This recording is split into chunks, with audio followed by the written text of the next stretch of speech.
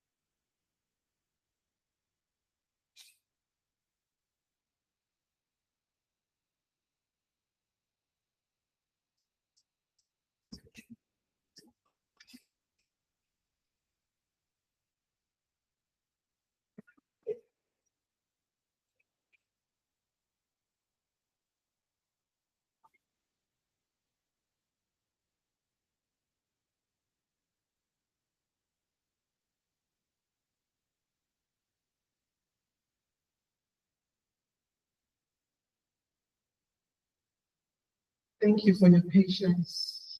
Thank you so much.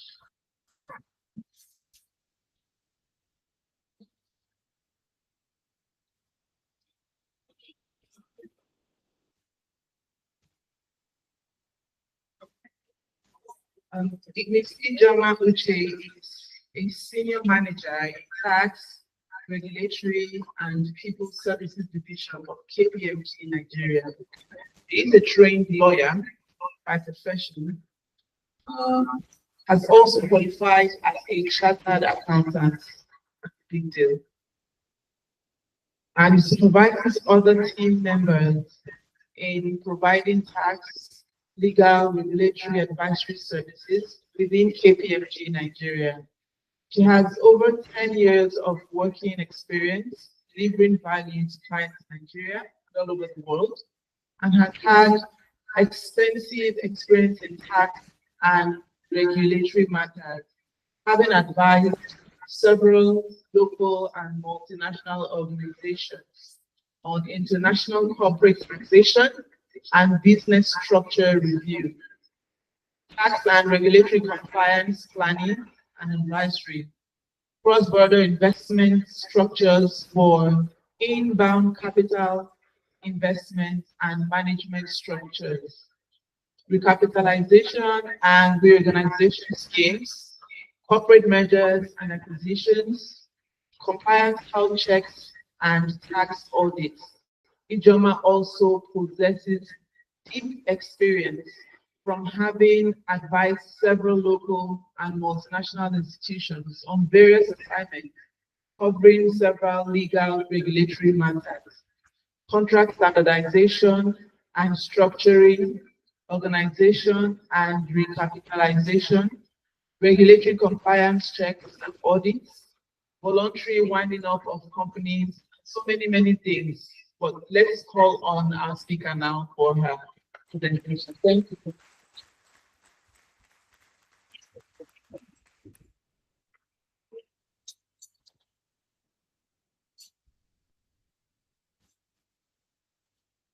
Okay. Good afternoon, everyone. Good afternoon. Good afternoon. Thank you. I was just going to wonder why is everybody so quiet? I was going to ask why everybody was being so quiet, and the question that I asked when they're quiet is whether they are teenagers. So I teach teenagers in my church, and most times when you try to engage with teenagers and they're just I'm like, come on, guys, speak up. So, but thank you very much for responding, and I am glad to be here. Thank you for the opportunity to sit here. And I told this one that this is the main conversation, so we're all sharing knowledge together. Okay, so we'll dive right into it and make sure that we do make it about 15 minutes. So the conversation today is just taking a look at the provisions of the tax reform bill. What are the things? What are the things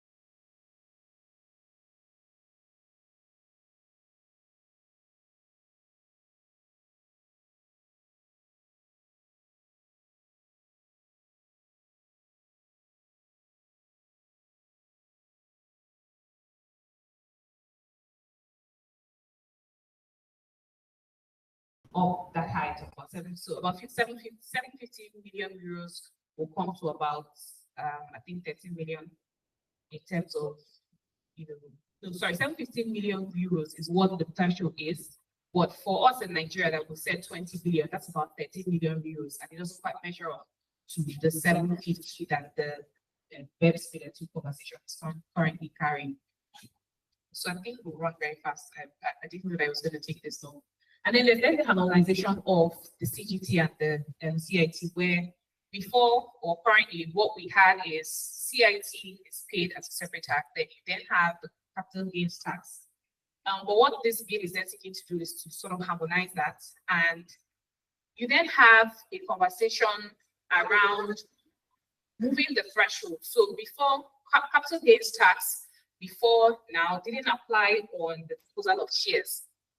But in 2021, we then had an amendment to Violation of the Finance Act that says if you meet the threshold of 100 million naira in terms of proceeds, if you sell any shares in Nigeria, shares of a Nigerian company of 100 million naira, right, you could be exposed to capital gains tax once you cross that threshold. This seemed a whole lot interesting because what we were seeking, or what I believe the lawmakers were seeking to do at that time, was to say, you have this 100 million naira as a threshold. It means that companies who have, or individuals who have invested into Nigeria would not really be, you know, we don't expect that they'll be willing to exit their funds. So it's like, how do we keep the funds in Nigeria? How do we get people to keep coming to invest in Nigeria? Because you think about it, I mean, how much really are they going to sell in terms of the sales process to be able to get that 100 million, right? But then, what this bill has then done is to take this threshold up to 150 million. And then the conversation begins. The bill, the 150 million appears to be high. So how many companies are really going to get to that threshold in terms of, you know, capital gains, in terms of the proceeds that, you know, they make on the sale of shares? There was a caveat to whether you fall into that category or not, which was if you reinvest the proceeds of your sale into a company, another company in Nigeria, then capital gains will not crystallize on that portion that you have reinvested. Again, that was supposed to keep the companies keep reinvesting. Oh, well, if I'm going to reinvest my proceeds into a Nigerian entity, then I wouldn't have to pay that tax. But now they have raised this to 150 million. So most companies won't get up to that 150 million. So really, if we're looking at, you know, increasing the revenue from that standpoint, the Nigerian revenue, we may actually be falling short of those companies that will meet that threshold. And of course, they can gladly, you know, then take their sales proceeds because they wouldn't have been then exposed to capital gains tax. So those are the conversations that we're still trying to look at and see how modifications can be made to this. I'll talk about maybe one other thing because I see that my time is almost up. But I'll talk about one other thing in terms of the major changes. So we used to have before now the exports. Sorry, I don't know why I'm talking futuristically, but they've actually passed, you know, the bill at one level, and we're still waiting for, you know, the Senate to. But of course, because the conversations are still going, we'll still. I just kind of feel like it's almost here. We're going to transition soon, but we'll keep our eyes and our ears open. So, but then there's the export processing conversation where you had companies that were incorporated or registered in the free trade zone. Before now, the free trade zone was a tax haven where you had everyone. It's like, because I am producing this kind of product, so you had the oil and gas free zone and free zones. You then had some other free zones that, you know, it's just purely trade. It depends on what you're doing. Once your activities fall into the approved activities for a certain free zone, you would then register there. And of course, they were not going to pay taxes as long as all of their activities were within that zone. But the tax reform bill, what we expect from the conversation around the free zone was that people would then invest into those free zones. You have foreign investors who are coming to actually engage in exports, engage in, you know, the trade that they export, and of course the revenue comes back into Nigeria. Just a form of building the trade system. But somehow we've then seen that because several entities just go in there, they're not exactly doing the export that they have said they're going to do. What the bill then says is, you know what, if you are going to be in this export processing zone, just to avoid the abuse that we've been having and the economic distortion, we're going to start taxing trading activities that you conduct in the customs territory. So the customs territory is here when me and you are seated. And any other place that's not that designated at that zone, right? You then have, if you're going to sell anything to the customs territory, excuse me, you're going to sell anything to the customs territory and then it exceeds 25% of your product, of your proceeds, you're going to pay tax on that if it still works. You're going to pay tax on that, right? And then there's then the proportionate taxes for any export that, for less than 100% export. So you're expected to be selling everything, exporting everything from your free zone. But if you do less than 100% exports, then you'll be exposed to taxes. We've had some of our clients who started having those conversations where they're saying, you know what, we don't even know if it makes sense for us to still remain in this zone. So you find out that people are then trying to run the numbers. Really, does it still make sense for us to stay here in the zone? Do we still, continue to carry on our activities here if the tax incentive of being a free zone enterprise is sort of going away from what they used to know? There's the incentives.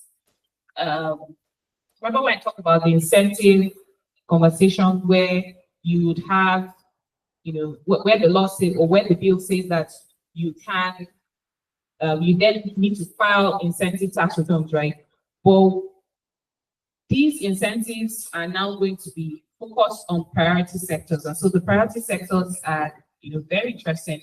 And this is just for the government to, boost investment into those sectors. So you have the health sector, you have energy, mining and clearing, you have agriculture and food, you have health and chemical, just to make sure that these entities receive the priority that they need. So we're no longer just looking at, oh, well, as long as your company's activities falls under the list of the approved activities under the incentive, you can as well go and apply for a finance incentive, for example. But all of that conversation is going to be over very soon as this bill is passed. So the law is then looking at what are the priority sectors we want to drive our economy in such a way that these places that have been sort of ignored, this health sector, the sectors that have been ignored, they will then be given the priority focus.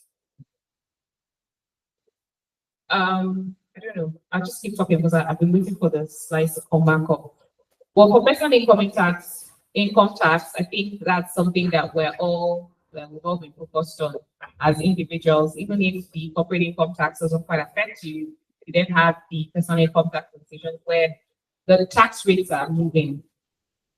What we had as much as low as 7% down to 24% as a tax band. But now this is changing. You then have some people who are going to be entirely exempt from tax as long as they earn lower, they are described as low income earners.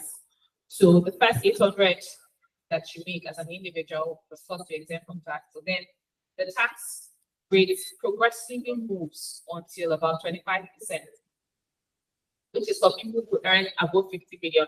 I don't know that the government is paying people above 50 million, but just in case, I'll be happy to come and be your friend. Since you're earning above 50 million and your tax rate is high, but that's the truth of the cycle. Yes. Okay, thank you.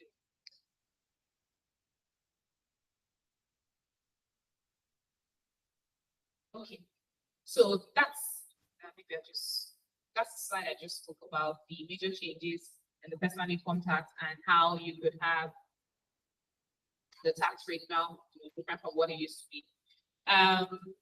You then have the major changes. Wait, that's been very fast. In value added tax.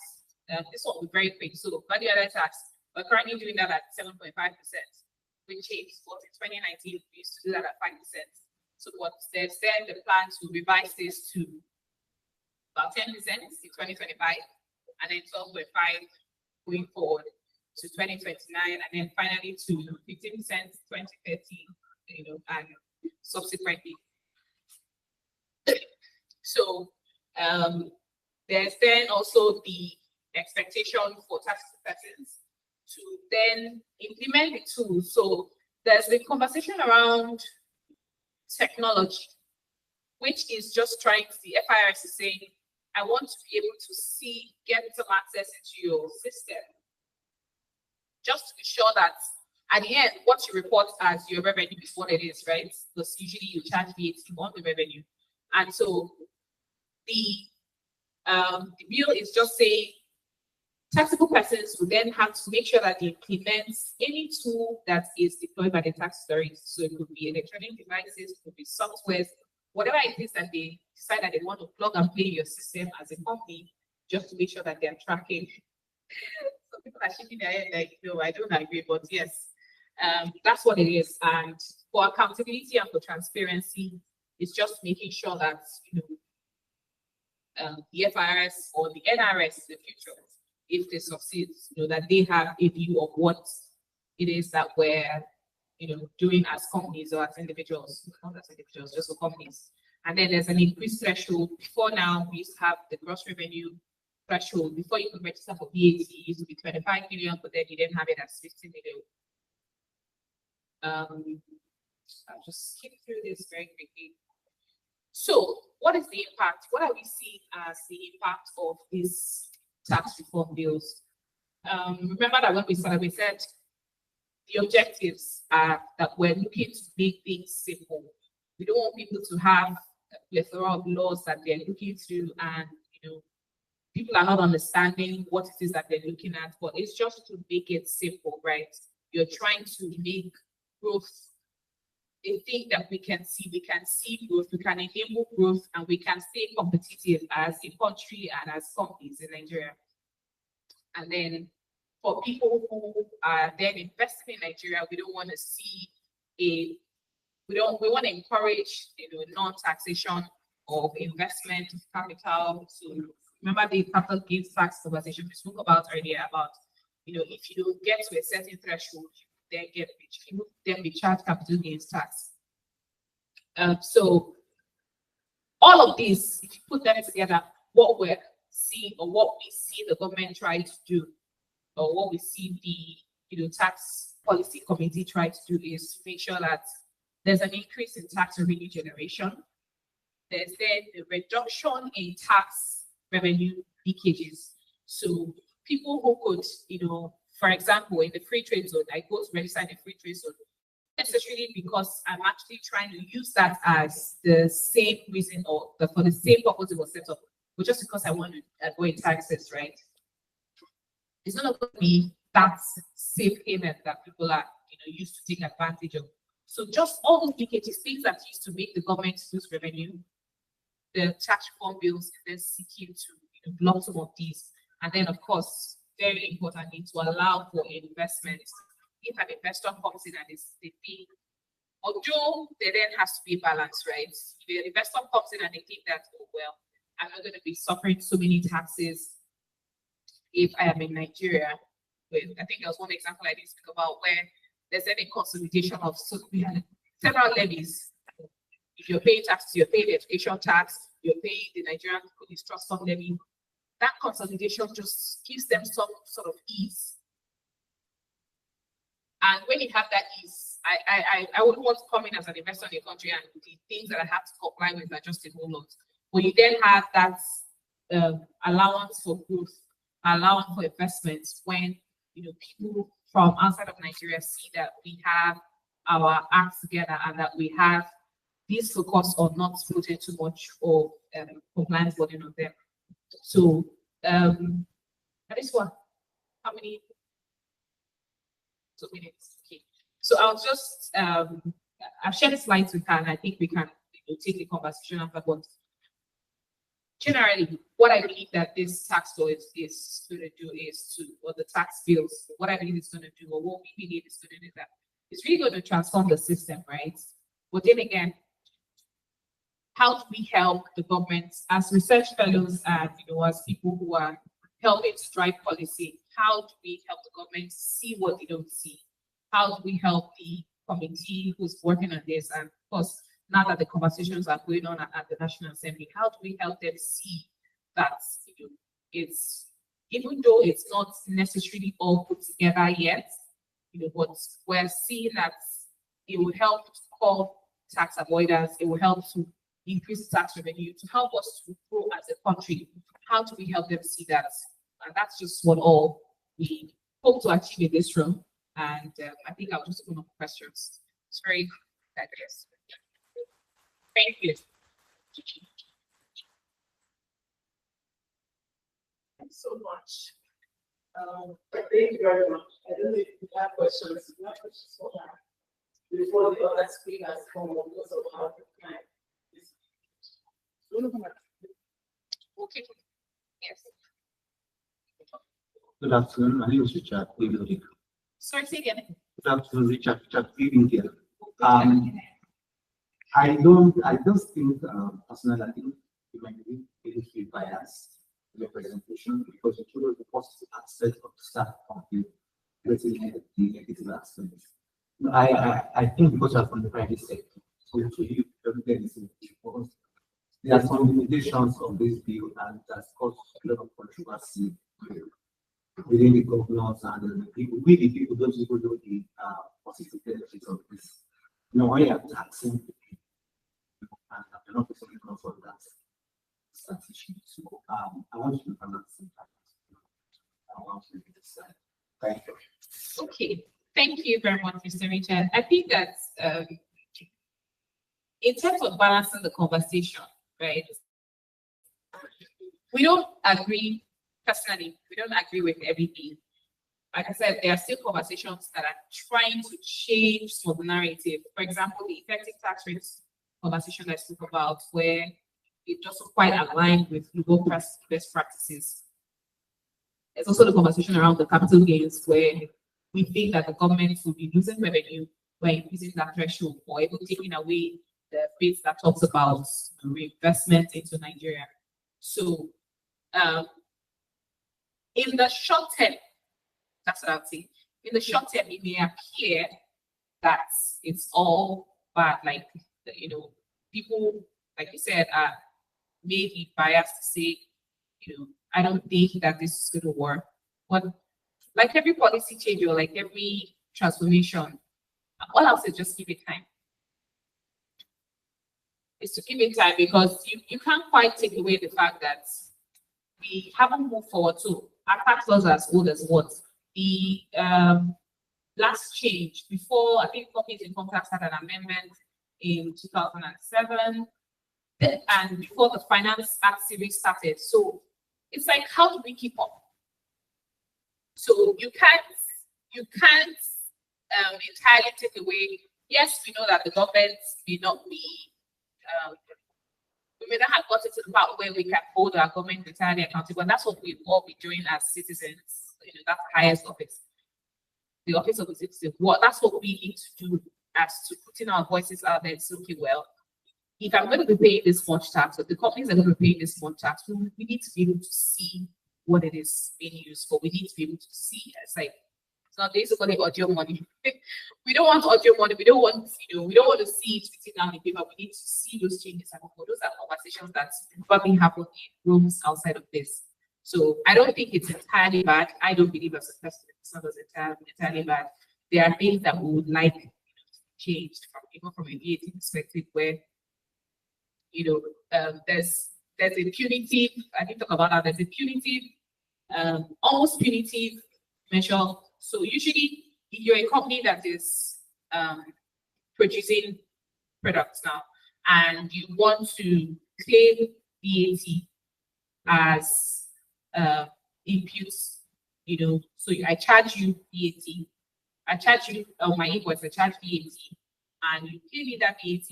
That VAT that has been paid, I could just say, well, you as a customer, because you paid me that VAT, I can take when I was buying my product. You can take a deduction for that VAT.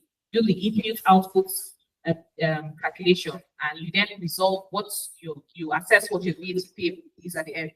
But what the VAT amendment talks about is the fact that if you have a situation where you have not charged VAT as a person, so you issued me an invoice, you didn't charge VAT, you can't take a deduction for any expense that you have validly. That's quite harsh, because me as a person, that's, why not punish the person who didn't charge the VAT? So for me, who has paid it, I've paid the VAT, you still go when you pay a tax on it, say, okay, well, you didn't charge VAT, and they will still, levy some charges or some penalty on that company. So it also makes sense, like you punish this person on this end, and then you also punish this, like there's been a collection of VAT on two ends. But those things are, things that you can only ask to modify. That's why they are not entirely, from where we sit, it might not entirely be, it might not be all entirely good. But of course, keep having these conversations and pray that somehow the suggested modifications to then go into the final bill that is passed into law. It's not entirely bad, Mr. Richard.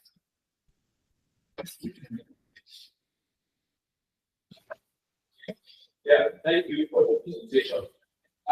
My challenge is actually about implementation. It's not as if the current law that exists is bad. Is the implementation. For example, the example you gave of free zones, I mean, those export processing zones. Yes. The law actually says that once you produce there, you export. But what you have is that because customs cannot mine those processing zones, maybe customs go from afar, they go there, check and go back, they money and get out. That's what happens. So even if you say, okay, you can't bring it and compete with goods that are supposed to be, for manufacturers in Nigeria, you say that that's what actually the law says. That you can't bring those goods from those prisons and compete with goods that are manufactured within here. You are supposed to respond. What happens is that nobody's monitoring. But so if you have this law, will this law guarantee monitoring? So it's actually implementation of the laws. That's the challenge. It's not the laws. That law that covers some of this. So this is like, I don't say the way okay, go get it. Thank you. Yes, thank you, sir.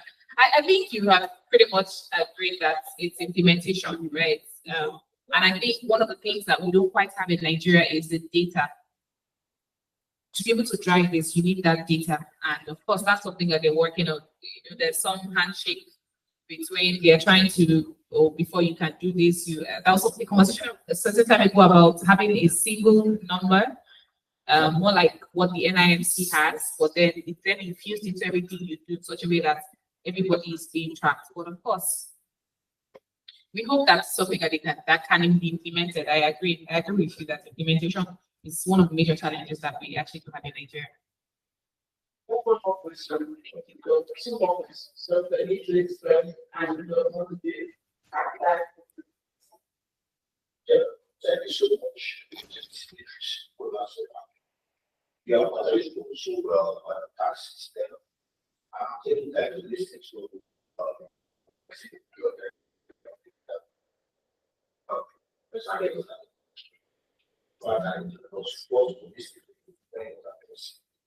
there are 70, it's also freelance. So well, and I agree with you that some part of our laws are also made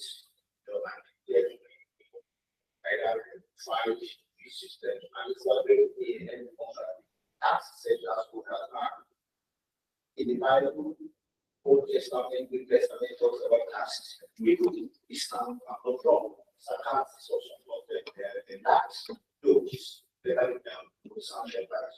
But there's a fundamental fear and a consensus who could don't have tax system or the tax system. In any way, if you're measuring across the tax system, it becomes compulsory. That's the distance. Government workers, if you don't know this house, if you go to the market, if something costs 7 naira, you're going to pay tax. Most of my say tax system. So there are better ways going to get taxes from everywhere. There are concerns about failures of governance, right? About issues around according to lack of accountability, right? Which according to the without right. So has not really been addressed. Although I agree with you that there's some prevent that fears of why express why that's the work. And there's some what I say ethnic arguments, all those things that will come expected. As a country like this, we have been living in good states, and they are not going to give us any time soon. They're going to be separate. We'll be some shots. Later, if you look clearly into the tax system, it's a way to say that we need to get serious. If you talk about out of this country, everything is not like any tax, right? But accountability is one job. And that's true. Very important. So, and when I see the one for example, the apostles for the past, they have a bit of this tax system. They have only telling us about tax. I don't tell us about the water system. That's why I really want to say. And that's really checking this. Everybody needs to know what's such money to be used for. And what is tax there are things. Because the one system where we have pool and houses for people. Once that 60, 70 years and 70 years ago, the government puts you back here, you have events, you have your shops, and do that only because you have a system where you have those people being that system and there's an accountability system. Yeah. So I need to know what really and you and everyone for policy and the stakeholder about interest in that issue.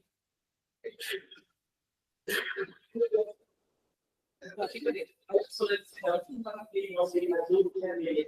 but we have something to see and say that will allow me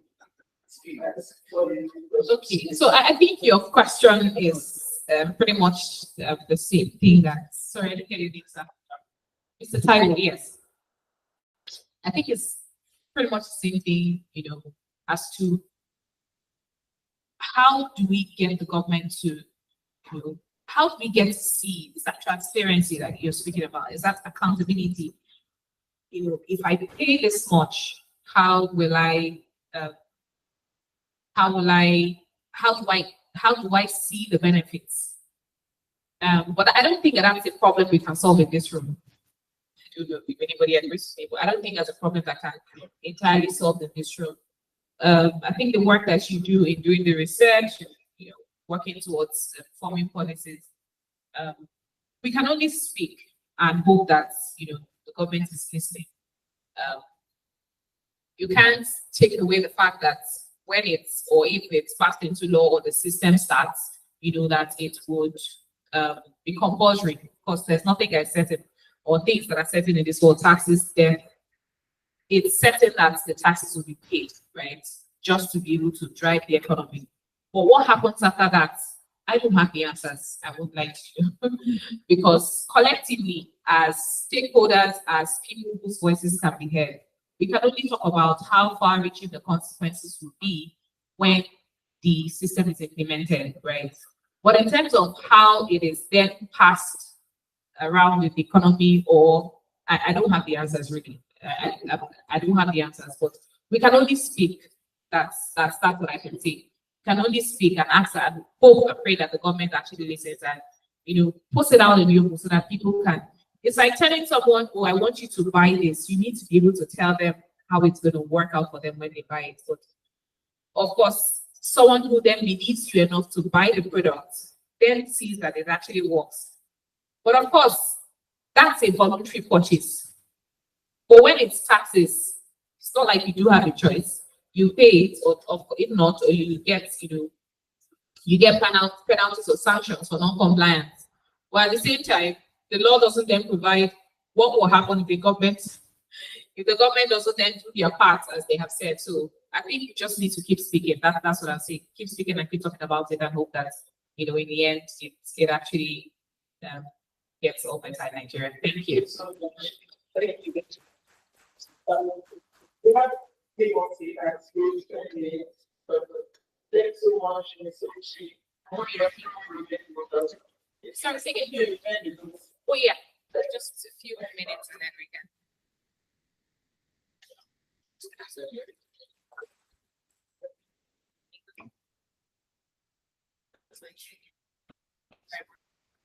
you, sir.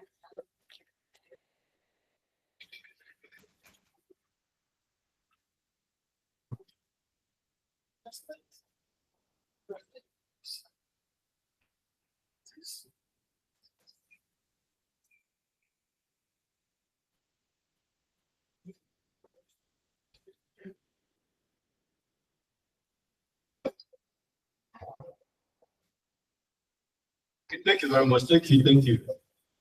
My name is Stan Yakatun. The first speaker has dealt a great deal to what I am expected to speak on.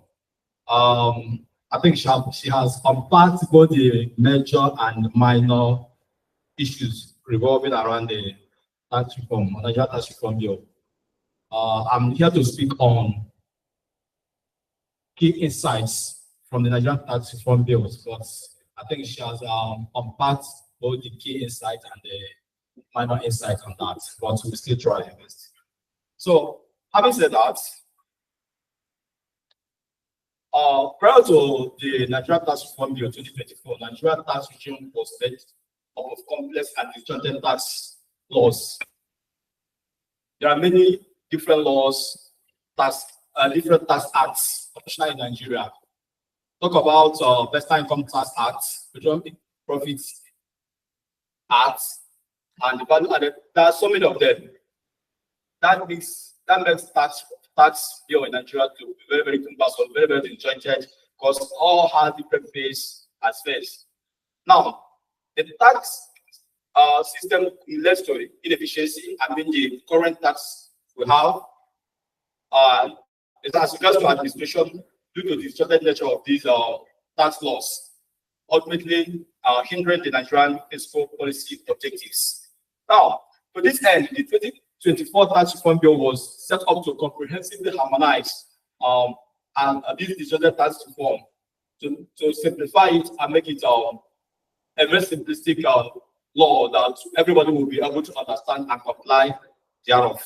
Now, the document, the Nigerian Tax Reform Bill 2024, is quite a comprehensive piece of legislation that seeks to outline and harmonize all taxes in the country, also administered by different laws, and compress them into a single simplified law. So that is the target of this law, to simplify all the tax laws we have in Nigeria and make it much more better. Now, what is the significance of the simplification of this Nigerian tax bill? One of the reasons for that, or rationale for that, is for easy compliance for business and individuals, and by making it easier for them to understand their tax obligations. Then it gets efficiency and effectiveness of tax administration. Then the next thing is that it eradicates conflicts and the multiplicity of tax laws that the current tax regime is plagued with.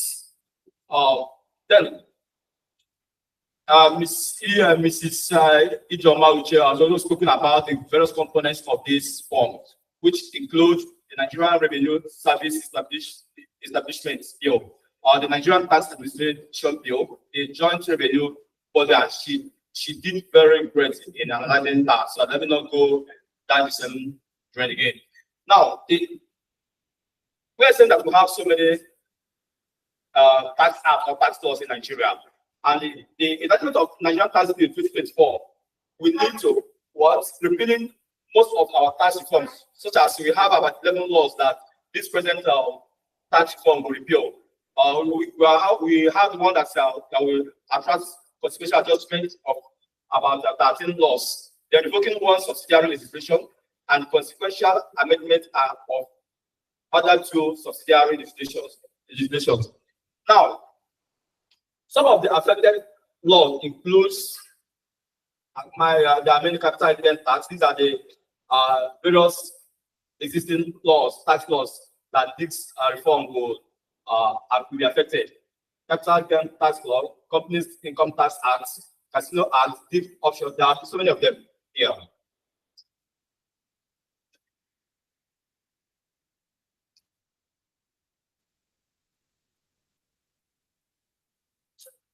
So having done that,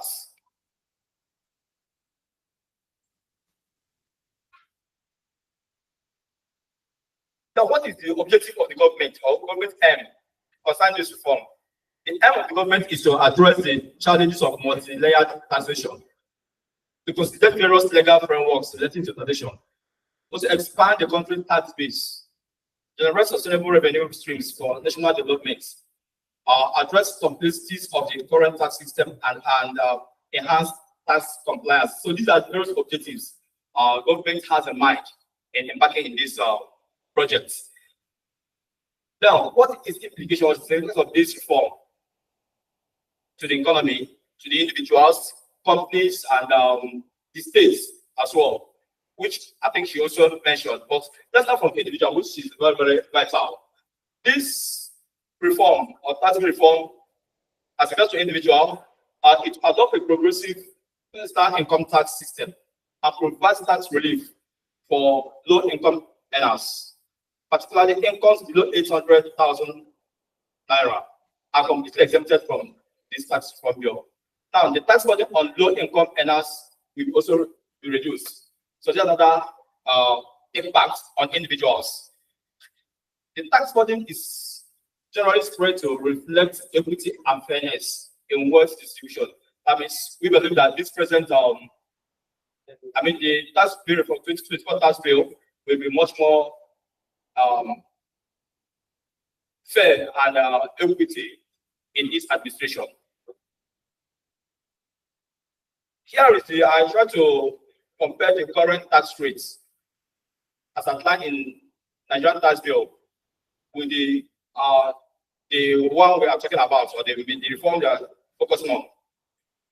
For now, or now presently, any person earning 300,000 naira down will be paying 7% of that amount, and it is an annual income. That's 300,000 Nigerian income. That means monthly the person is receiving 25,000 naira. Out of the 25,000 naira, paying 7% of that as tax. But then if you're earning 500, you are paying 15%. But the current this tax reform bill is making it compulsory that if you're earning 800,000 naira below, you get exempted from paying tax. That's like so many people that are on minimum wage band will not be paying tax or exempted from this tax reform, which is a very, very crucial for individuals. Then if you're earning up to 2.2 million, it's 50% you're going to pay. But in other one, the current one we are using now, if you're earning 500k, you are paying up to that 15% of that as a tax. So I want to say, why in our base, we believe that this tax reform bill will be much more beneficial to individuals. Now, when we look at the corporate entity, the bill aims to ensure ease of doing business, which has been a hurdle in Nigeria's economic growth. SMEs, that's small and medium enterprises, have struggled very well with the complex tax regulations and bureaucratic bottlenecks in Nigeria. But the Nigerian tax bill creates a more conducive environment for entrepreneurship and investment, particularly the SMEs. It's the first compliance, enabling business to focus more on innovation and expansion, which will increase exports and also increase government revenue generation. Now we look at the impact on that. What other things we need to talk about? Let us, since we are little by time, let us look at how this will impact on the states. The notable implication of the tax bill to the state is the changes regarding revenue sharing generated from the value added tax. Nigerian Tax Administration Bill 2024 new sharing formula has the states and the local governments receiving the bulk of the VAT revenue, thereby reducing the existing quota applicable to the federal government. Precisely, 55% and 35% of the VAT revenue is applicable to the states and local government respectively, while 10% goes to the federal government. That is for this tax bill. But existing tax act or tax law we have, the VAT, when it comes to VAT, states, local government and federal government shared 50, 35, and 50% respectively, which is also another very good for the state and local government, unlike what we are having today. So there are some other impacts according to government on that would say to that the inclusion of the tax reform bill to the economy. Tax reform bill addresses the challenges of multi-layer taxation in Nigeria. It promotes export and international trade. It simplifies and rationalizes taxes. It enhances business competitiveness, among other things that this bill will also be addressing. So, my conclusion, I read that the tax reform bill mark a remarkable paradigm shift from the current tax regime, putting an end to the complex and multi-layer tax system, with its consequent lapses and inefficiencies. In concrete terms, this tax reform bill foster economic equity, encourage exploitation, extend the tax net to reflect current global trends, and create a beneficiary-friendly environment to attract local and foreign investments. Thank you very much. Thank you so much. Tell us about the economic implications in 10 minutes. Don't go on impact. This is about the economic implications in 10 minutes, and then the first part that's because we have everybody wants to see political shots.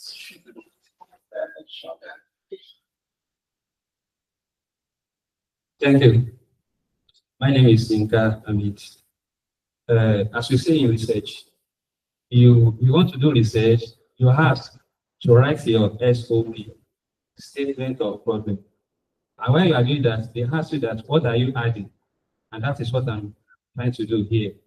They've all talked about what we have in the bill, but I'm going to do justice to economic implications that arise from the new tax bill.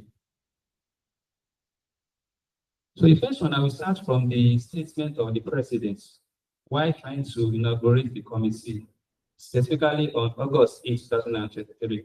He said, and I quote, "This government will tax the fruits, but not the seed." And that is the economic part of it. That is, we are going to tax the investments. We are not going to tax investments, the capital, the production, the property, but we are going to tax what? And that's the returns, the income, and the consumption. Because if you tax investments, what you are saying is that you are driving away the investors, and they are not coming to your country to invest and to increase the output and the likes. So I start from the first one that generates noises, and that is the current personal income tax, where we have currently it to be, as I've been said, we have to be 7% for the first 800 naira to 11%. But the proposed one is saying that we start from 15. Sorry, if you are earning, the first 800,000 naira, that will be 0%. For the next one, next 2,200,000, you're going to have 50%. So the concern is that why are we moving from, in the first one, we are moving from 7 to 11. But here, it is now from 0 to 15%. That's not too much. Why not from 0 to like 8, 9, 10, upward in that regard? So like that we also was kind of creating a kind of burden for the next income group, not the first one. So the economic part of it is not this. By accepting that tax for the low income groups, what we are saying is that we are going to have a kind of increase in their disposable income. And when you have increase in your disposable income, what does it mean? It means you have more ability to purchase. And by that, when you increase your consumption, is an incentive for the producer to increase their production. For them to increase their production, they will hire labor. Is that not? They also hire some other factors of production. By that, we are going to have increase in in our growth, that be growth, that be that be development. That's one aspect of it that is good. But the other one is one I stated before, that is a kind of increasing burden for the next income group. Now, the other one is that of a company income tax. that has been stated that before we have to be 0% for those who have turnover of 25 million below. But now it has been increased to 50 million. The firm that has no turnover of around 50 million below. But the concern is this: before those who have no 25 million below, before they pay 0%. Is that not? But now we have it increased to 50 million. That if you have 50 million below, you are going to pay 0%. Then we have the next group, which is the one that we categorize as medium, right? We start from above 50 to 100 million turnover. Those categories before, they were paying how much? They were paying 20% before. But now, they now fall under the large companies, meaning that they are now going to pay what? 27.5%. Is that not so? Is that not a will? Is that not amount to increase in their cost of production as well? So why we increase it actually to 50 million, those who enjoy 20% before, they are now paying 27.5%. I think that was called a kind of issue for those religion there. But there's a kind of economy here too that by exempting companies, small companies from paying tax, what it means is that we're going to have their cost of production reduced, right? And when it's reduced, it means that we are in a way controlling for inflation. So that be what? There be low, there be what? There be low, prices of goods and commodity, and by that you're enjoying.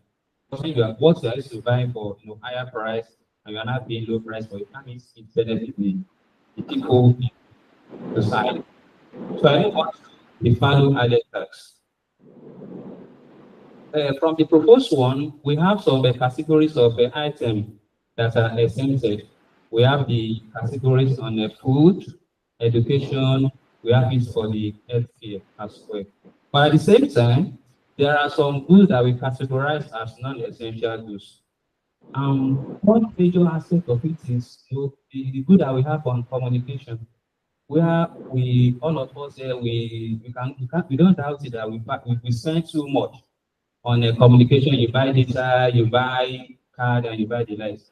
This aspect of goods is not exempted from this particular aspect.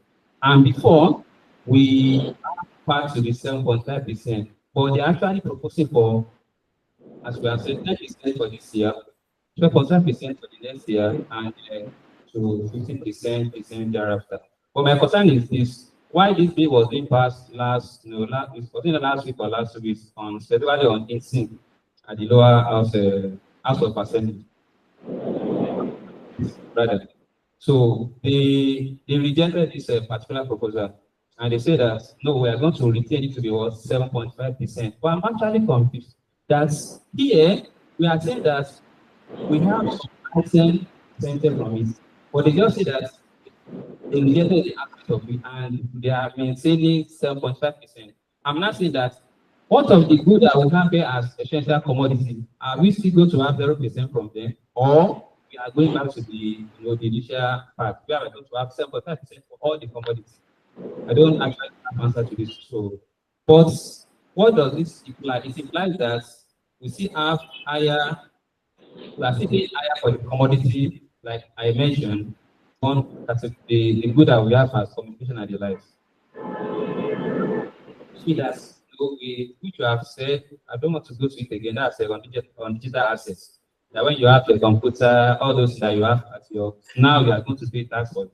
And that means that we are in a way trying to increase the kind of revenue for the government. And that is good because when you are in a society, you are meant to contribute. When you contribute, the money from it will also be used to develop the economy. So that aspect is okay. Then I also go to the aspect of past revenue distribution between the local government, state, and the federal government. Before, we have it to be 35% for the local government, 50% for the state, and 50% for the federal government. But now, federal government is saying that they want to see like 5% of their own to what? To the state government. So what this means is that we are going to have more revenue for the state government to provide for people as grassroots in a way to increase to put their infrastructure and cater for the social amenities of people. So this is a good way when we have. Okay.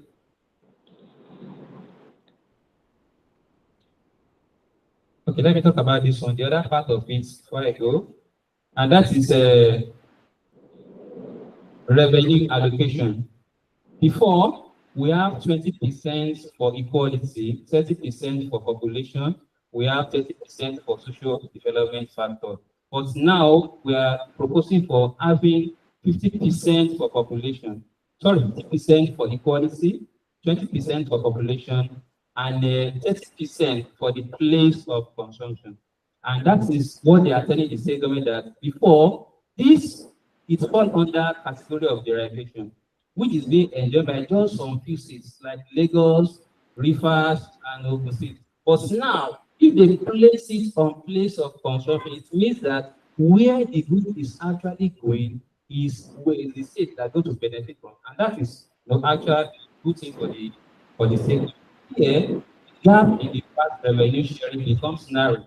Now, providing for even division of revenue among states, among local government, and which may suggest even growth and development across the country. I will stop here. But rather, I have a question for you. It says, yes, for you. It says that before, the system we have is a bit of complex, right? When we have something complex and you are the one charging for it, it means you are going to charge complexly. You charge more to your client. But now it is simple now. Are you now charging simply or you still remain in charge? So meaning that economically, are you being affected or not? So that's the question. Thank you. Are you answering? No, you are not.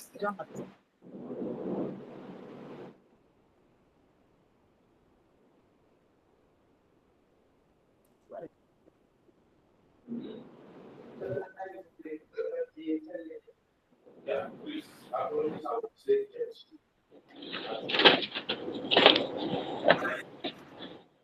It's simple. I mean, the entire government will be tasked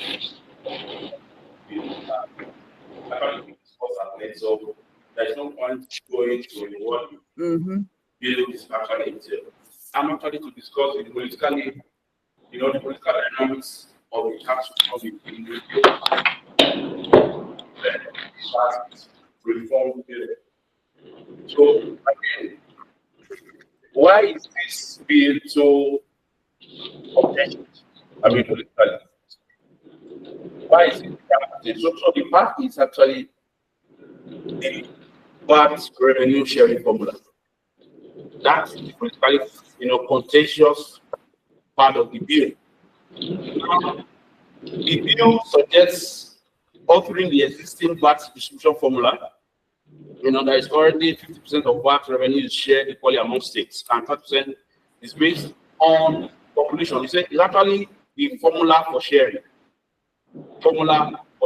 And in a federal structure, different revenue allocation with different models impacting how funds are distributed between central and regional government. I mean, the specific systems such as the fiscal federalism that determines tax collection and authority, and the authority that does that, and the revenue sharing formula.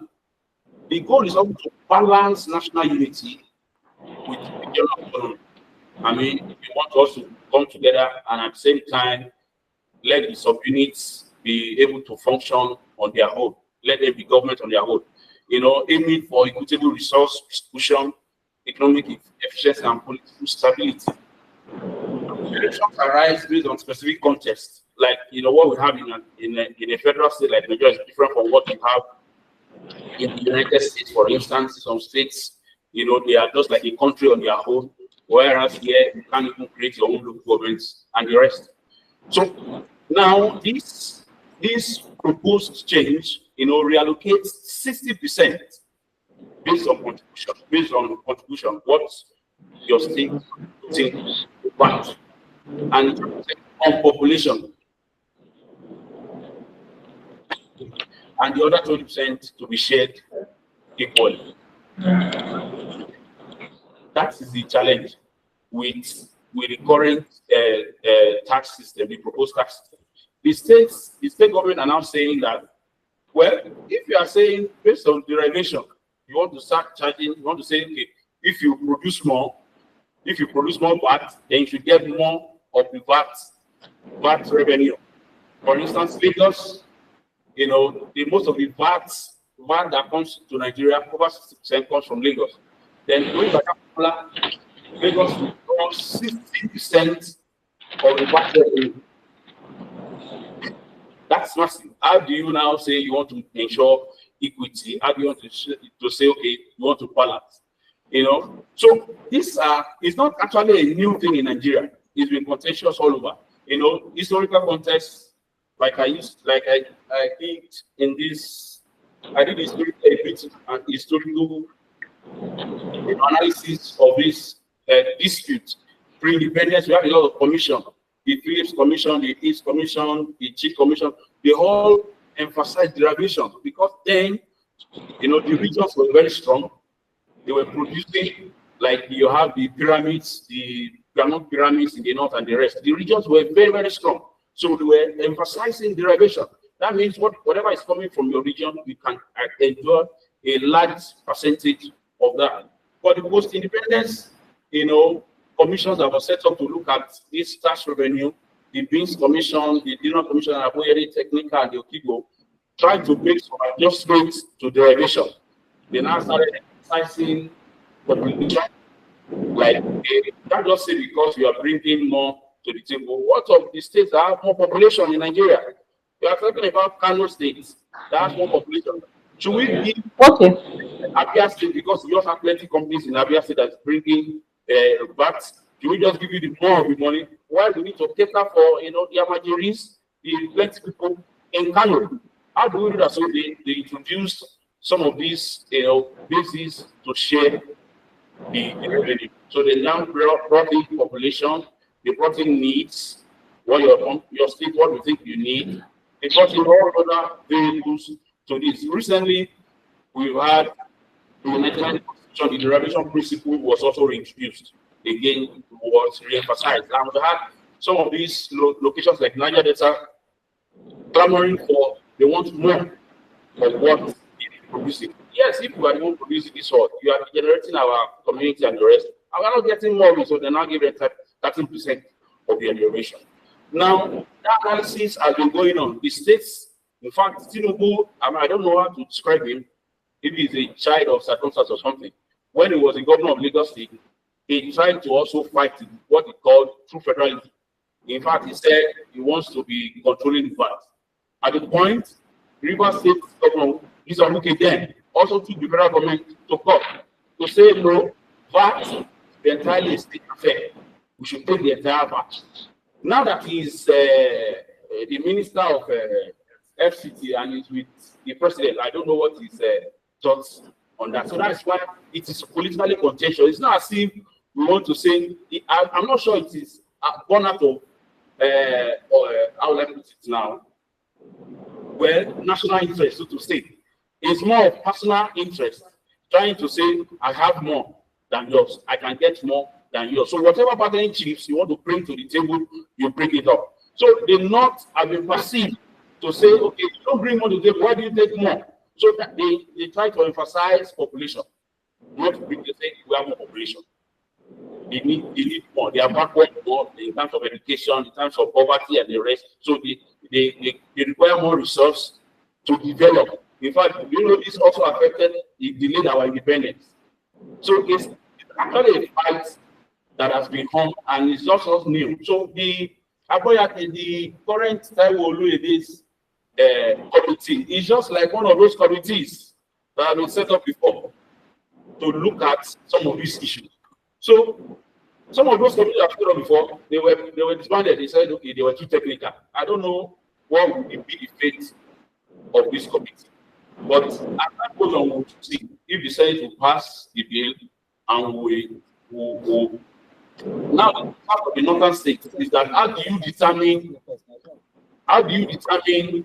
that VAT at the production place. If you produce, for instance, in Lagos, and you send your goods to Calabar, because your headquarters is in Lagos, you pay your VAT in Lagos, and it will account to Lagos account.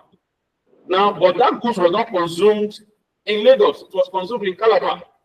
So the point is, how do I track that, okay, these goods were actually consumed in Calabar, and the VAT rate should go to Calabar or Cross River State? They said, okay, we'll use some statistics by NDS and the rest. I say, you are joking. You don't have the technology, you don't have the data, you don't have the information to track, because most of our trades are informal.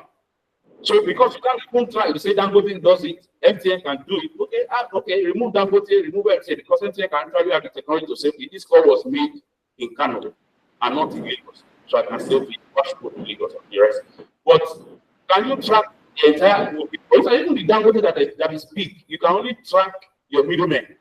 Those are right from the middlemen. If you have a middleman in Lagos and he buys, okay, this book goes to Lagos. I can buy from Lagos and take to Djibouti and consume the space there. So how do you track these things and now say you want to? So, you know, the back and forth has been on, and the north has been perceived to be at the short end of the stick. But the challenge in the federal state is how to balance these desires and how to make sure that, okay, we still remain one Nigeria while we generate the revenues for the entire country. So that is the politically contentious part of the bill. So I'm not going to belabor horse. Okay,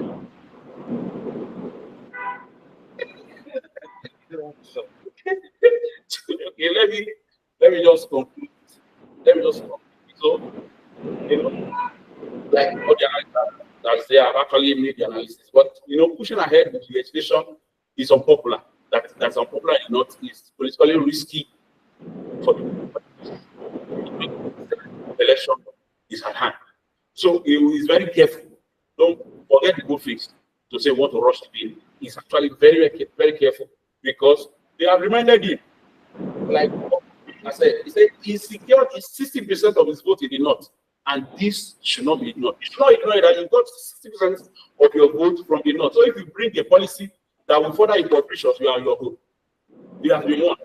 Even at the opposition party that been reminding the president that the policy reform is aimed at empowering, is perceived that aimed at empowering a section of the country, while penalizing others is not acceptable in Nigeria.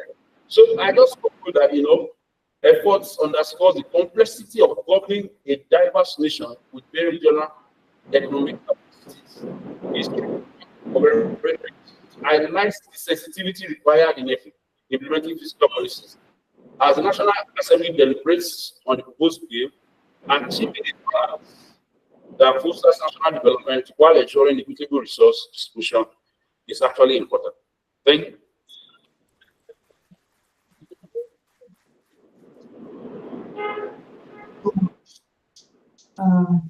Mr. Taiwo, thank you.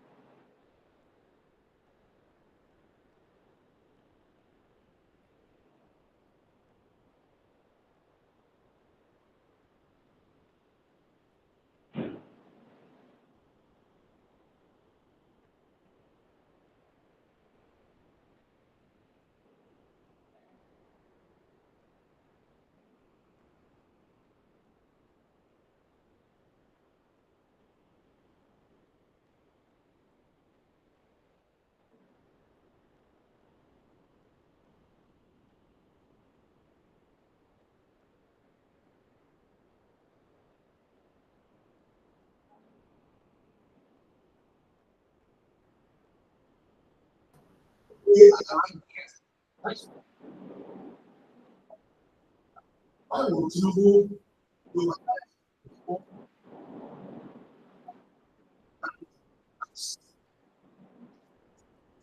who's upon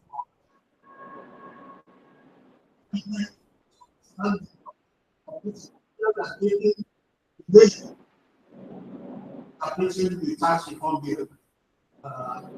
Why is it doing this? Is it not possible for you to just like nobody has changed the not from placing educationally disadvantaged benefits? Nobody has talked about not in terms of even general budgeting. We only talking about population and all that. So why, if we are not going to have an objective solution, why go into it? And everybody can answer. I'm trying to. It's true. Okay, thank you. Thank you, sir. If you have any political discussions to you, sir, thank you. Okay, I think first to your question about the tax ombudsman and how the implementation will be. There's some conversation around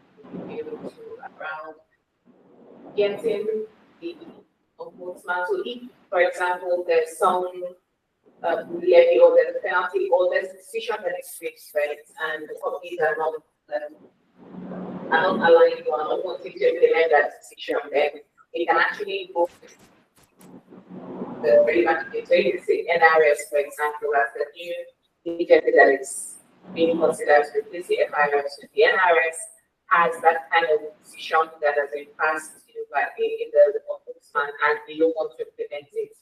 The ombudsman can actually report that to the government agency, to the National Assembly, or the council that depends if it's the state tax authority, just to bring them into the general oversight of. I believe that. So I know that now, right? There are some times that the National Assembly invites some companies to come into the implementation. So that sometimes you have some of some companies that probably they were issued some government incentives or coming presentation dollars for what you're doing. So National Assembly's powers, those plans may have been stretched. I'm not entirely sure about that now, but in such instances, if a report is made to say, oh, I have gone to the tax ombudsman and they have reached the NRS has refused to implement it, you then go report. And we have a tax system in Nigeria, or sorry, a short in Nigeria where you can then take up cases. So currently, for example, you have a tax appeal tribunal ruling on a certain matter, and you don't agree with it, by all means, you can then go up to the higher court, federal high court, and say, oh, this is what this decision has been reached, and I don't agree, and I want to appeal this decision. So you wouldn't just stop there. I don't believe that you will come to a point where there are really in Nigeria that decisions of the court or the instance that because everybody would agree to say, oh, we're really the tax ombudsman. It's like what we do currently at the tax appeal tribunal, where our client has an issue, we're taking it to the tax appeal tribunal, the FIRS conversation. At the end of that ruling, or whatever it is that the tax appeal tribunal has said is the correct answer, we don't expect that the FIRS, if the judgment was against it, we don't expect that the FIRS is just going to say, oh, I'm not going to agree with what the tax appeal tribunal said. If they don't agree with that, so then anything to the same thing with us, the FIRS or with our clients, the FIRS cannot say, or you as a company cannot say the FIRS, the decision that the tax appeal tribunal has raised, I don't agree with it, and they just say, I'm going to pay that tax, so then I don't agree with that decision. But I pray that we don't get to a point in Nigeria where that's a movie and we don't get to the decisions or direction of whatever activity is that issue in that direction. And so, Prof, to your question, I'm not sure of the entire percentage. I think the last time was about 70%, which is quite very low. What we somebody in constitution was about the tax to GDP ratio being very low, and what this bill is also trying to do is see how can we increase that. So before like you said, before we start thinking about how we can increase it, how do we get everybody to start to pay tax?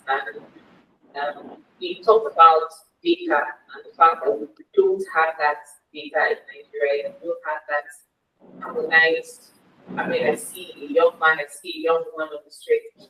It's like what the banks were trying to do, and they were trying to, the CBN says whether the CBN was given the licenses that would help financial inclusion, and was driving the conversation around banking your banks. All of those would happen by data that the banks will gather. I see you are just a trader. I can provide banking services to you. That may come into net. If we come to that point in Nigeria where we have a source of data that could set everybody companies, I mean, the Company Affairs Commission sets up companies on a daily basis. They register a company, that's supposed to be data that the NRS can work with. But the question is that data being used? You have the number of companies that are listed on the companies register, but not too many of them are then being compliant, filing their returns or coming to what they're supposed to do. That way you can then track whether they have any of that.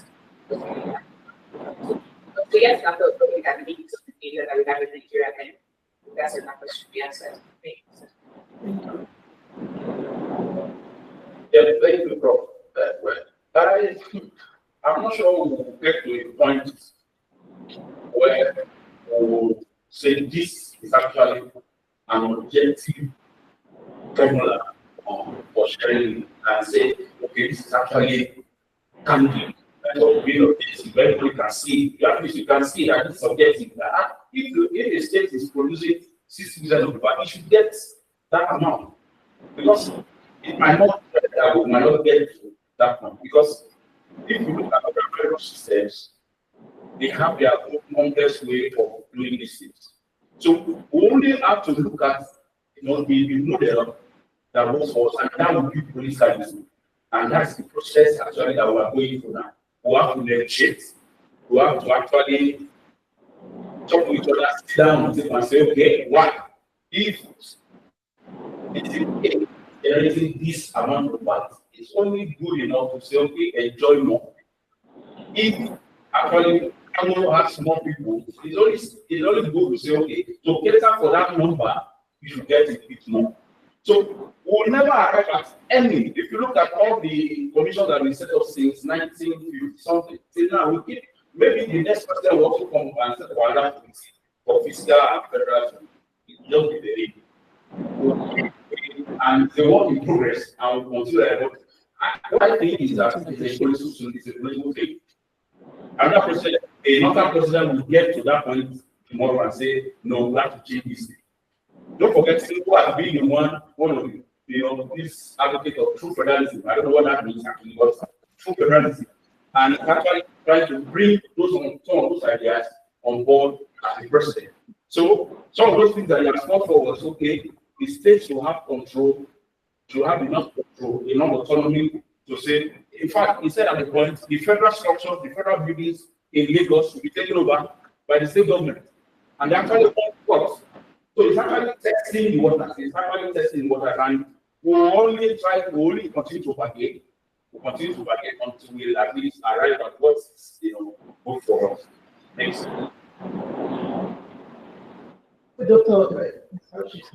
Okay. Briefly, please. Thank you, Chair. First and foremost, I want to thank Baciti Briefing for the thought-provoking presentation. Just a footnote to what Mr. Tai was saying. I'd like to speak to the question by Prof. Yes, what has happened over the years? It's a sort of abuse on the very philosophy behind fiscal federalism. Under a federal system, it is expected that the rich constituent units will contribute more to cater for the less wealthy constituent units. But in Nigeria, what has happened over the years is that we have seen a situation where even some resource-rich concentrate units are not bringing much to the Commonwealth. We see illegal mining taking place in northern Nigeria, and the same northern Nigeria is taking a chunk from what we generate from oil, which comes from the southern Nigeria. Assuming all the other units are bringing their fair share to the Commonwealth, I think this issue of who gets what when it comes to revenue share has been addressed by now.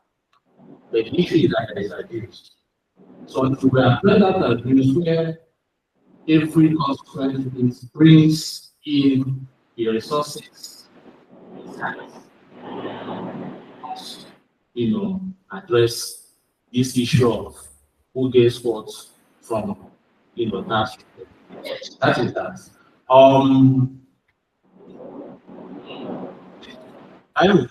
You spoke on the political dynamics. I mentioned why President Tinubu trying to sacrifice, his political ambition on the altar of tax reform.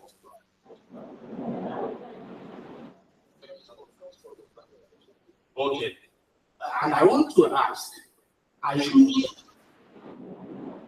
tax reform will contribute to the greatest happiness or the greatest number, is it the right thing for the president to do, even if it will cost him his political ambition? Thank you.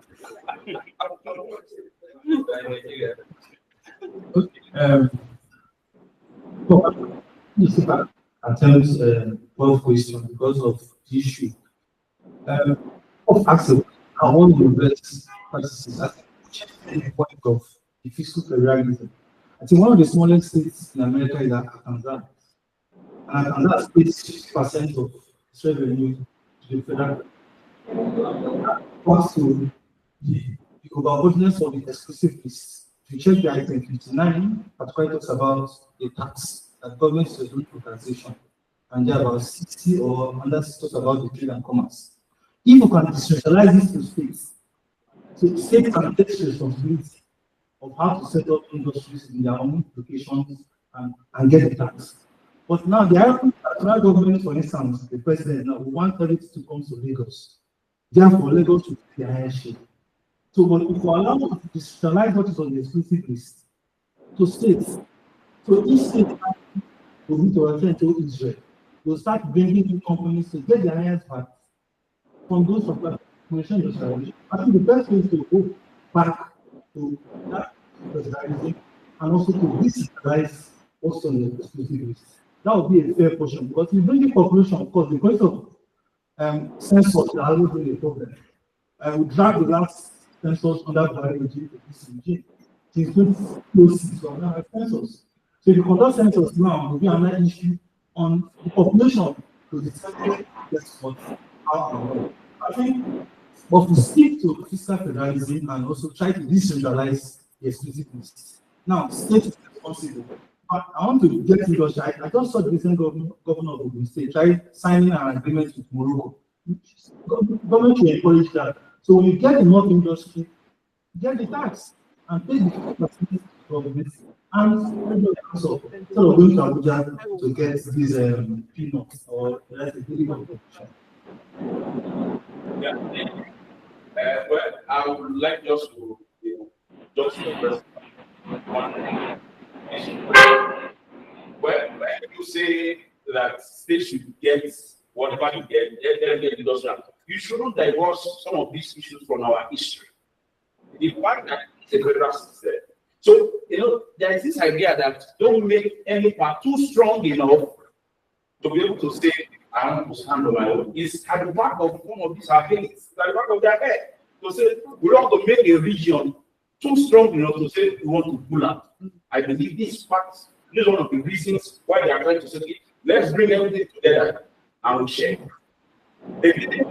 About mining, the illegal mining is not peculiar to only the north. Illegal mining, if you go to Osun State, illegal mining is everywhere. Illegal mining, so it's not actually because they are not bringing enough to the the Commonwealth. It's actually because the federal government itself is not doing enough to manage some of these things. Don't forget, mining is an exclusive something to the federal government. So the federal government itself is not doing enough to legislate and also, make provisions that these things that mining also contribute to the Commonwealth. So it's not as if one region is doing something. For instance, the mining, if you're looking at it's illegal. It's not coming to the coffers of the state government.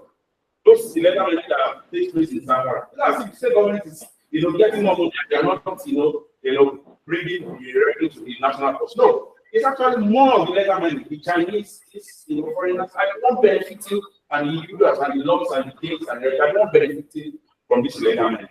Thank you. Everyone, thank you to our speakers, Ijoma, Dr. Yinka, thank you, Prof, for being here.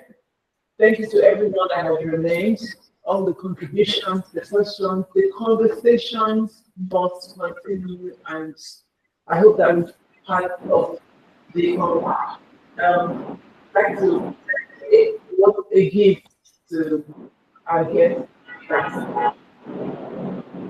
Thank you so much. Ms. Kamala, we have that. Thank you.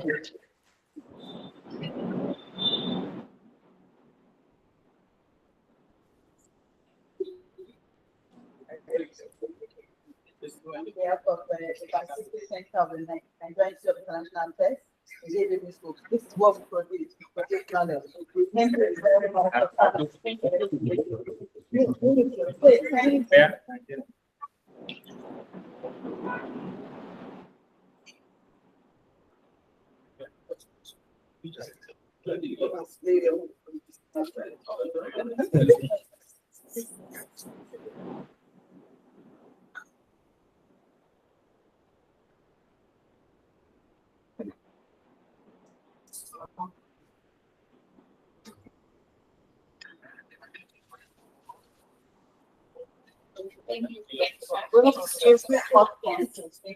So we cannot wait to try to take pictures with our guests inside.